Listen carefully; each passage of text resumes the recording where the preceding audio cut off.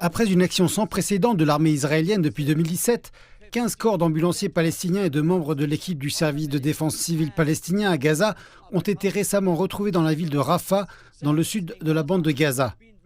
Rafah a été envahie par l'armée israélienne le 23 mars, il y a un peu plus d'une semaine. Voici le paysage de Rafah. Ces corps ont été retrouvés morts dans un trou dans le quartier de Tal al-Sultan. Nos équipes ont achevé la récupération des corps des martyrs morts dans la zone des casernes à Rafah après avoir perdu le contact avec eux. Il s'agit de membres de la défense civile et du Croissant-Rouge palestinien. Au cours des opérations de récupération, nous avons assisté à des scènes choquantes.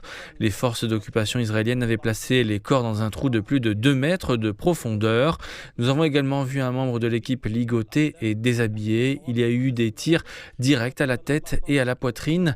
Cela démontre clairement que les forces d'occupation ont perpétré ce massacre.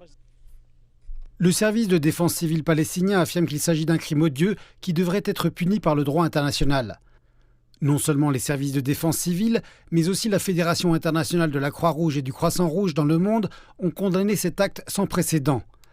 L'armée israélienne affirme que cette action ou le meurtre de ces personnes s'est produit en raison de ce qu'elle désigne comme l'affiliation de ces ambulanciers au Hamas ou au djihad islamique.